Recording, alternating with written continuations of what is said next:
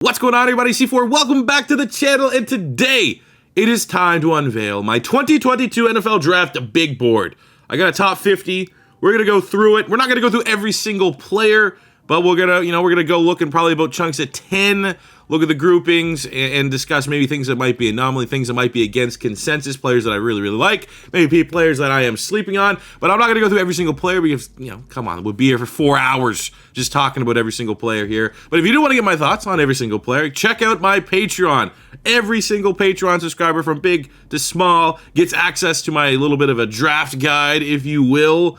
And it goes above and beyond, a great way to support the channel. And in that, you get grades, you get player comparisons, and my initial takes, my hot takes potentially on these guys. But today's video is just to focus on the big board, so you guys kind of know where I'm feeling at for some of these players as we go into the NFL draft. As you can see right here, we have no tight ends. I just wanted that here so we're not spoiling anything while I'm doing the introduction. But let's look at the big board. We're going to go all the way down quickly, and we're going to work our way up. Now, of course, the capture here, the way that I have it sized, does not get, we can't do it like in 10s. I can only do it in 9s, so bear with me. But here are my players from 50 up to 42. One thing that stands out right away is I got two quarterbacks. I got my only two quarterbacks that made this list down here in the 40s. We have Kenny Pickett at 42. We have Malik Willis at 48. It's not a strong quarterback class. It's fair to say, man. It's one of those things that if you extrapolate, you look at everybody big picture, not positional value, not team needs. I just think that these quarterbacks are fine players, but you put these quarterbacks in a strong quarterback class. You put these quarterbacks in next year's quarterback class. You know what? Honestly, if you put these quarterbacks in next year's quarterback class, I'd probably switch them. Because I think there's going to be more teams that will be like, all right, once the blue chip guys are gone, once the Bryce Young is gone, and you're probably going to have C.J. Stroud go fairly high. Once those guys start popping, there's going to be teams that just want to get the upside right away, and they might prioritize upside over a guy that would probably be able to help you sooner than later. Like, that's 100% why we got Kenny Pickett at 42. I think he's a fun quarterback prospect for sure, but you have question marks about his limited ceiling. But there's also the fact that I think he's easily the most pro-ready guy of this draft class. And there's going to be a team right now that doesn't need that S-tier quarterback to win. They need a guy that can come in, move the needle for them on offense, and that's all they need. Those teams that are considered a quarterback away, those teams are going to be more intrigued in Kenny Pickett than they would Malik Willis, who's going to absolutely need a little bit more of a slow burn. Even though the arm talent, the athletic ability is off the charts, you're not going to want to throw Malik Willis to the wolves right away. But those are my two quarterbacks coming in at 42, 48, maybe a little bit lower, but I don't really think that's particularly a hot take. And I don't really think anybody in this first little bracket is particularly a hot take. I got Dameon Pierce. He is my running back 3. Obviously, there's probably a little bit of Gator bias there, but I think that for how much tread he has on the tires, the power style that he can bring, his smooth hands out of the backfield, he's an okay, not S-tier athlete by any means. I think he's going to be a damn good running back. I think he's kind of like, not to equate every single thing here to the Eagles, but I am an Eagles fan. Kind of reminds me of Kenny Gainwell, where I think he's going to go a little bit under the radar, but when all is said and done, he's going to be a damn good running back. We got Travis Jones here, defensive line. Him and Phil Mathis here, kind of comparison. I think Travis Jones, obviously a better athlete, better run defender at this point. I think Mathis, a little bit more technically sound, offers a little bit more as a pass rusher. So that's just kind of the difference there. We got Christian Watson just gambling on the height, weight, speed. When you have 4.3 speed at 6'4", it is a work in progress as a receiver from the technical side of things, but I think the upside is definitely there. The fact that he can already run block, he can do the dirty work. You're not going to have this massive project on your hands with Watson. There's going to be a couple areas you need to refine, but he has what you can't teach, and that's usually, for me, put you in the top 50. Speaking of athletic freaks, we have Mafe here at 43 for the pass rusher. Again, kind of I would say the tape's not as good or as hyped as his workouts were this offseason. But again, anytime you get a guy that's pulling 9+ RAS score, putting up athletic testing numbers and agility and explosion that are just God tier, it feels like, you're going to gamble on those guys. You're going to gamble on those traits that can't get coached. And we have two corners to talk about here, Roger McCreary and Kyler Gordon. Both these guys kind of fit in the bubble, and it's kind of is a knock potentially on this corner class, is that there's some 6 feet and sub corners, guys that are 5'10", 5'11", not the greatest of lengths. How are these teams going to be viewed? Where do you put the value? Where do you cap the value on guys that might only be seen as slot corners? Because slot corners are they're valuable. They're more prevalent in today's NFL than ever before. But when you're evaluating a player, it feels like there's only a certain realistic ceiling you can put on a guy that might at best be a slot corner versus someone that can give you lockdown island ability on the outside. Gordon's a great athlete. McCreary dominated, locked up the SEC, but there is, for McCreary's case, a little bit of athletic concerns. He's not the longest, real short arms. There's going to be some teams that might just say right away, this guy's a slot corner, and therefore kind of caps where you can rank him because you're going to just, the other guys that have upside to maybe develop as full-time outside corners. But I mean, you can't just, McCreary was an absolute beast in the SEC, and you got Gordon here, a little bit better athlete.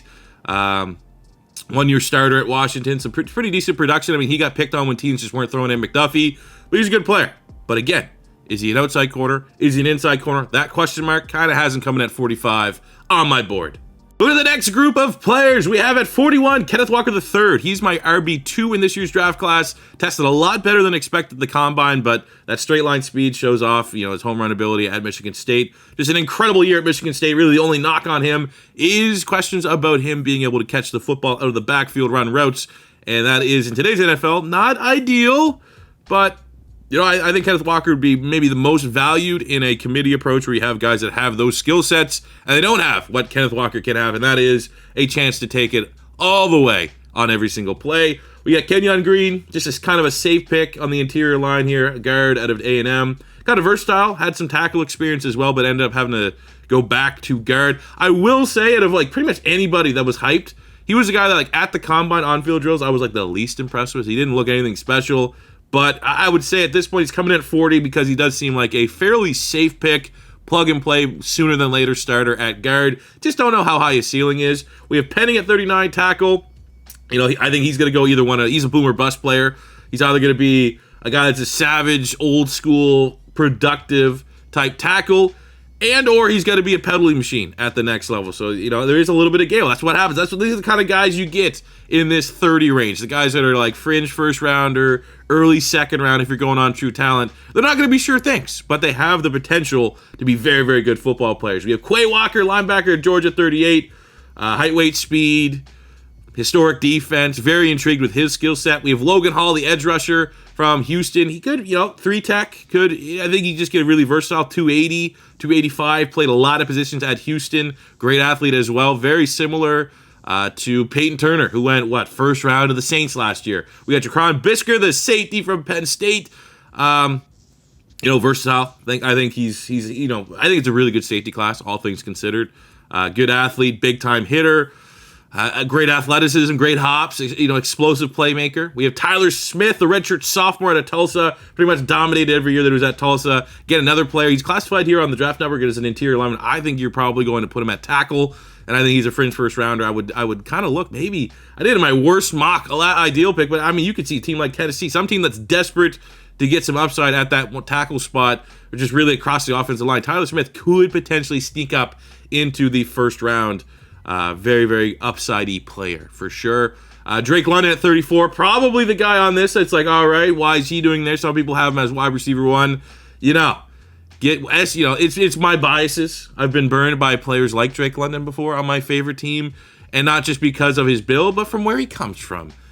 He's you look at Drake London as an Eagle fan, he's potentially Nelson Aguilar and JJ Arcega-Whiteside combined, but he's still a great jump ball guy, good athlete, really high-level basketball background.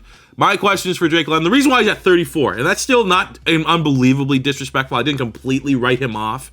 But the question is the jump, anytime you get these big-body jump ball guys, everyone wants to think positively and be like, are you going to be Mike Evans 2.0? The fact of the matter is, when you're a big jump ball guy and that's how you consistently win, there's going to be, can you get separation? Is everything just going to be a jump ball situation with you, or are you going to be able to get separation to the next level? And then you have someone like Drake London, who got a lot of screen passes last year, didn't look overly athletic. He looked like a tight end screen pass every time he got a screen pass, and he didn't run the 40. So it's you can't get separation. There's question marks. Maybe you can, but there's question marks if you can get separation. Then opting out of the 40, kind of putting some red tape around him right there. But he could be a great player, and I already know he's most likely going to be an Eagle. And tune in for my draft stream to react when the Philadelphia inevitably selects Drake London, okay? We got Perrion Winfrey of Oklahoma, absolute savage on the D-line, violent player, great hands, upside as a pass rusher from the inside. I'm actually a big fan of that guy. He's probably the guy on this list that might be higher than some people were expecting. Some guys have him in the 50s, and if you're grading him, I think he's very good, I love my interior D-line to be violent, have that mentality with them, and have that upside as a pass rusher. And I think that's exactly what he can bring some versatility to a D-line. In a 3-4, I think he could probably be a 3-tech. I think he could also, he's versatile. I think he's going to be very versatile. All right, so now we're into my top 32. And I don't really think there's anything too crazy here. We got Nakobe Dean. Question marks about, 5'11", and, where's the athlete? He's not putting pen to paper on the testing drills, but you just watch him play. Was the leader of the best defense we've seen in quite some time. Lewis Cine tested a lot better at the combine, running on those 4.3s. The sideline-to-sideline ability, the run-stuffing ability was already there.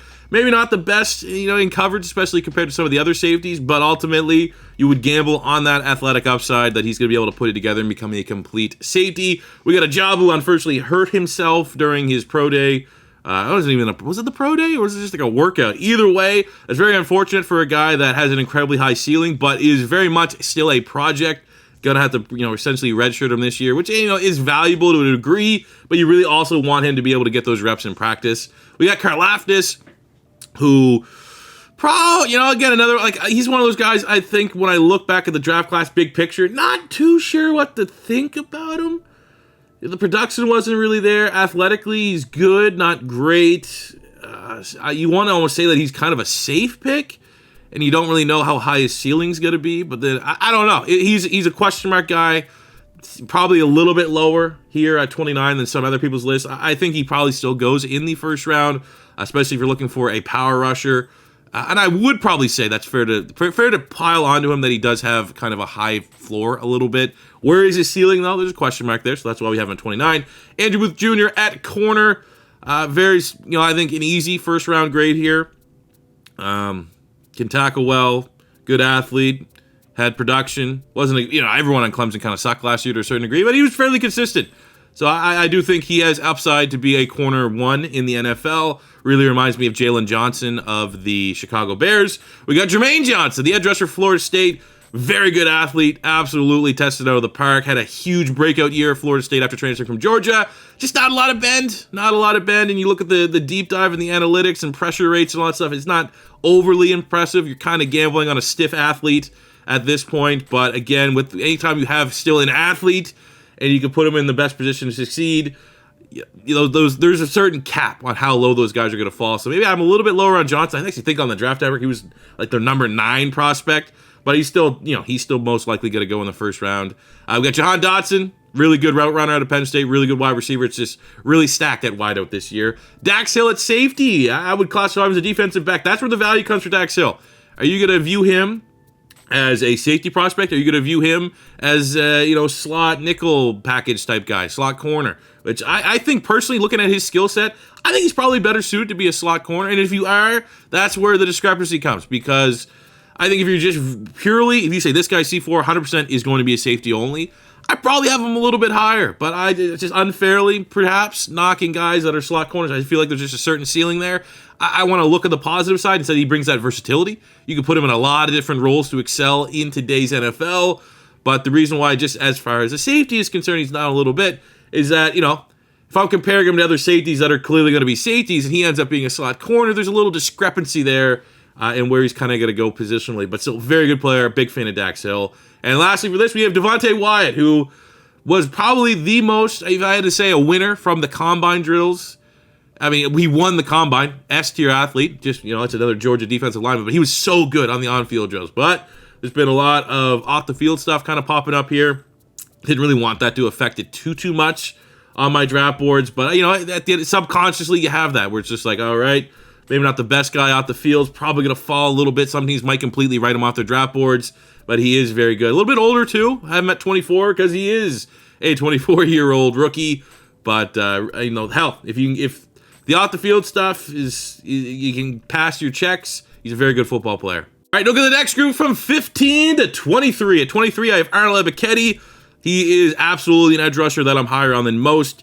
Very, very explosive, tremendous bend. I think I tweeted out like 2 or 3 of his reps from the combine. They were exceptional. Very good athlete from gain, didn't run the 40 and stuff like that, but he absolutely pops. Heard about him first at Clemson, had a breakout year at Clemson, then transferred to Penn State.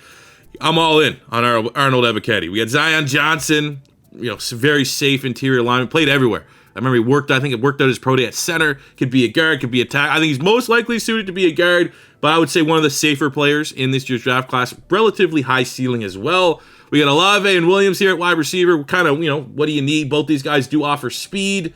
I think for a little bit more route running, a little bit more technical side of things, you want Olave. I think if you just straight up you have a Josh Allen situation, Jameson Williams, who appears like he's going to be healthy. I don't think he's going to land on IR. He's your deep threat in this year's draft class. And deep threats always are paid a premium price in today's NFL, especially when it comes to the draft. We got Kyle Hamilton at 19, a little bit of a free fall. The more you did a little bit of deep dive in Kyle Hamilton, in my opinion, he definitely lost the blue chip tag, but he's still an incredibly intriguing safety. Could convert to linebacker potentially if you're a little bit worried about running that 4.7 at Notre Dame's pro day, and you never run a slow time at your pro day, it was weird, 4.59 at the combine, 4.7 at the pro day. This guy needs to talk to his agent here a little bit. That was not a good decision. But he still has I would say for as many cons as he has, maybe not the makeup speed, maybe lets things go in front of him too much, because I don't know if he trusts his athleticism to be able to gamble. Shiftiness, not the most, he's a little bit stiff, but there's also equally as many positives, if not more so positive. Elite length. He seems to be a very smart football player. Can lay the boom when he needs to lay the boom. Not necessarily a big hitter, but he can, and I think you get versatility there, where I think he can match up against a lot of tight ends. Has the length that some of these other players don't have. He's still a good player, but maybe what I found out during the scouting process and kind of breaking it down is that he definitely lost his blue chip tag for me. I have him at 19. You got Treylon Burks, versatile wide receiver. Knock on him is the route running tree. But, he's this year's Deebo Samuel. It's not fair to compare him solely to Deebo Samuel, the player, but the role that Deebo Samuel had for the 49ers. Hey, if the Niners trade whatever, Deebo, there's some smoke there right now. If they could find a way to get Treylon Burks, that's how you keep on keeping on there. 225. People thought he was going to run the 4.3s. I never thought that. He's actually kind of weird when you watch Treylon Burks, because he's the slowest fast guy I've ever seen. Takes him maybe a little bit to get up to full speed, but then once he gets to that second gear, there's not a lot of people that are catching him. And obviously, gigantic hands, has no problem catching the football, jump off, physical player. Obviously limited route tree. Arkansas did not have to have him run a whole bunch of routes, because they just wanted to find a way to get him the ball as easily as possible and let him dominate SEC competition. We got Kyrie Elam, maybe another Gator bias, but I think 6'1", 4.3 speed was almost, not I want to say almost. It was still kind of there's a gap there.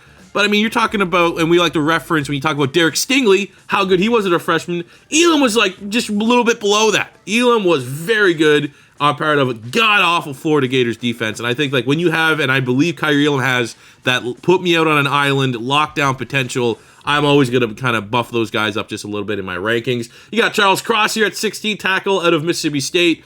Probably one of the best pass protectors in this year's draft class. Should be plug and play at left tackle for a lot of teams that are hurting for a tackle at this spot, and has a whole lot of upside. Redshirt sophomore, young player, to kind of put it all together and become a complete offensive tackle. But right now, really, really good pass pro skill set. And then 15, another player that I'm way higher on than most people, and it pains me to say because I don't like Georgia, but George Pickens, man.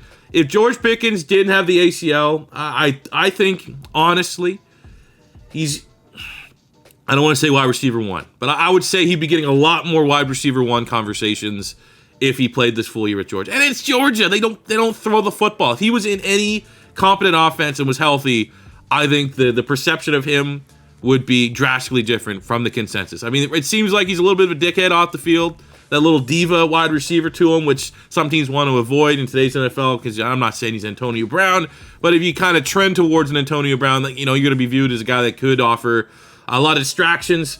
I think the trade-off is worth it, man. 6'3", 6'4", some of the best route running, tested well, ran the 4.4s, jump ball.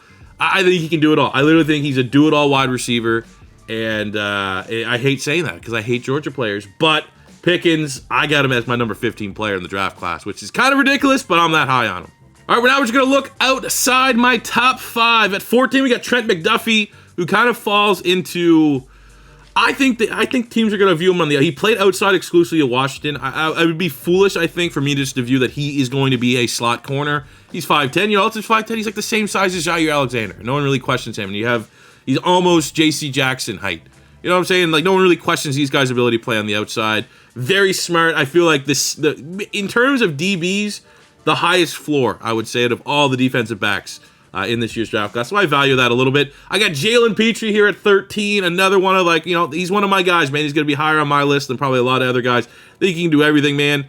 Kind of, you know, linebacker convert, played a special star role on the Baylor defense. But I think in terms of blitzing, in terms of making plays in the backfield, he can hang with slot guys. He can hang with tight ends. He can lay the boom, man. Absolute pop in his hits.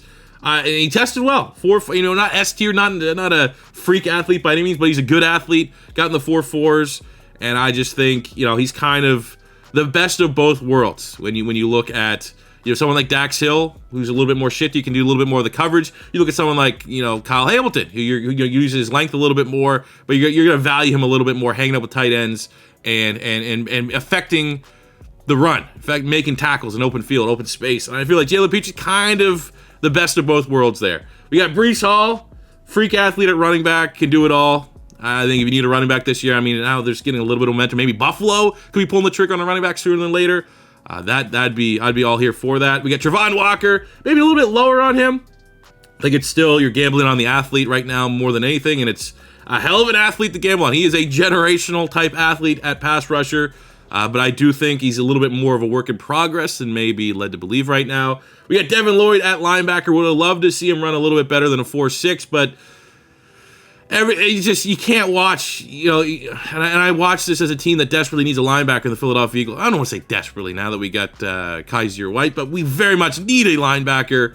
And you just ridiculous. What he was doing at Utah, ridiculous. Can do everything you need, converted safety. And I'm not worried because the gain speed is a lot better than the straight line speed. I get Garrett Wilson as my wide receiver 1 in the draft class. Kind of has, again, you know, almost to the same extent of Jalen Petrie, where it's like, I kind of just think he has a little bit of it all. He might not be the biggest, but he has a jump ball to him. He has great hops. He has the speed. He has the hands. He has the route running. I feel like you're ticking off all the boxes. If you're looking for a certain style of wide receiver, maybe he's not going to be the best fit. But if you're just looking for the wide receiver, I think you get a little bit more there. With Garrett Wilson and some of the other players. We got Linderbaum at center. He's Jason Kelce 2.0. We got Derek Stingley at number 7. Again, a lot of people, you're just going to keep referring back to his freshman season. Tested very well at the combine. Boomer bust. I don't think you can deny that he's very much a boomer bust player, but he's a guy that I'm absolutely gambling that can reclaim that form, because Derek Stingley as a freshman at LSU was maybe the best corner I've ever seen in college football in the context of that. And I've seen a lot of good ones. And that is very high praise. But I just think if you're drafting him, like, athletically, if he passes all the medicals, there's nothing you have to worry about long term. I would be like, I would speak to my DB coaches and my DC. Can you get him back to this? Because, I mean, there's been a lot of moving pieces at LSU. Maybe things that he not necessarily can control, which has kind of led to his a little bit of decline. Can you get him back to freshman? If they say yes, he's absolutely a top 10 player. And then I got Jordan Davis at 6. My comp for Jordan Davis, if he can get it all together. And that's another thing. The if also fits the comp. He's Albert Hainsworth. One of those is like, if he puts it together, he's going to be unstoppable. Can he? Who knows? It's kind of like Derek Stingley. As you can tell, I'm an all or nothing guy, big gambler. I'm going to gamble that these guys can put it all together, because if they do put it together, it's going to make sense where I have them here in my rankings. Jordan Davis, some weight concerns. Can he keep the weight off? He's going to be able to get a little bit more in shape and play a little bit more snaps. Like, those are kind of the knocks to him coming out of Georgia. And if he does, he's unstoppable. He's a freak of nature, one-of-one type athlete to be 6'6", 340 pounds, doing what he did at the combine and looking as smooth as he did in the drills. It just shouldn't happen. He's Albert Hainsworth. Hopefully, he's the good Albert Hainsworth, the Tennessee Titans Albert Hainsworth. And lastly, we finish in my top 5. At 5, we have Kayvon Thibodeau, the pass rusher from Oregon. Some knocks on him, like people are saying, the attitude and all that stuff. Dominant. He's dominant. He's very dominant. I'm not really gonna blow any more smoke up the old Kayvon Thibodeau chimney that he's not gonna be a good player. I'm not buying it. Maybe it's prospect fatigue. He's good, man. He's very, very good. And we got Hutchinson. I just have Hutchinson one spot. I did grades and rank, like number grades on the Patreon. I had Thibodeau as a 91, Hutchinson's a 92. I think Hutchinson is a safe pick, very high floor. I don't know how high his ceiling is. I definitely don't think his ceiling is as high as Thibodeau, but you know there is definitely value in getting a safe player like Hutchinson. I don't see any way Hutchinson is the kind of guy that doesn't come in immediately and contribute like 8 sacks. But I also don't know if Hutchinson's going to be the guy that can get you 17, 18 sacks. So, you know, safety, there is value in safety in today's NFL, especially with teams so worried about taking maybe a risk that ends up busting. Maybe they'll be more conservative, and Hutchinson is a conservative pick. We got 2 tackles at 2 and 3, Ekwonu at 3, Evan Neal at 2. Really, the only difference is Evan Neal is a little bit more freaky of an athlete. He's prototypical and everything you look for a tackle. Did everything at Alabama, a little bit of versatility too. Played some guard, started, I think it was left guard or right guard for Alabama. Ekwonu, though, you know, I had Ekwonu 92 grade, Evan Neal 94 grade. The only difference is straight up, I just think Evan Neal's a slightly better athlete. Can't miss with either one of these tackles. But my number 1 player in the draft, I'm going Sauce Gardner, man. I gave him a 95 score. I wasn't, you know, when I gave him the 95, I wasn't looking where I had everyone else rated. I just thought it was, I think he's the best player in the draft class. Hasn't given up a touchdown. Did everything he had to do with the combine. Length, can tackle. Like I think he's a combination between Darius Slay and Dominique Rodgers-Cromartie. I know DRC is kind of a popular comp right now, but I see some Darius Slay to his game as well. I just think so. Yeah, I don't know. I feel like now that that's been said, I don't think there's going to be a whole lot of people that would argue that he's not the best player in this draft class. But I just think, you know, you have, and I always value, as you saw when I put Kaiir Elam where I put Kaiir Elam. You have that island potential, locked down on an island. Those guys are few and far between in today's NFL, and I absolutely think that is in Ahmad Gardner's wheelhouse. Sauce Gardner, in terms of his ceiling. So there you go, guys. That is my big board as it stands for this upcoming draft class. Would love to hear what you guys think. We actually can kind of on this website break it down by position here. I don't think there's anything too crazy, but I do think there's enough of my guys in here. You know what I'm saying? Enough to make it not consensus, because I hate when it's consensus. I remember when I was doing my linebacker rankings in particular, my linebacker rankings were lining up to kind of consent, and it's just like, man, I want to at least have a little something spice to it, a couple dudes that I can kind of stand by and say, you know what, I think he's a little bit better than some people that pick, because at the end of the day, we're all just, you know, if you watch and consume a lot of draft content here on YouTube's, it's all just people pretending to be a scout. So that's, you know, why not have a little bit of fun with it? So I would love to hear what you guys think about my positional rankings here. If you agree, if you disagree, let me know in the comment section below. If you guys want me to release a draft sleepers video, I will absolutely do that. I kind of have that penciled in as something I may want to do, but if you guys want to see it, I'll make sure it gets done before the draft. Plus, again, we'll do probably another Eagles mock draft, probably another first-round mock draft, maybe a 2-round mock draft before next week's draft date. But I hope you guys did enjoy today's video. If it's your first time stopping by, don't be afraid to hit that subscribe button. Smash the like button if you enjoyed. And until next time, it's C4 saying peace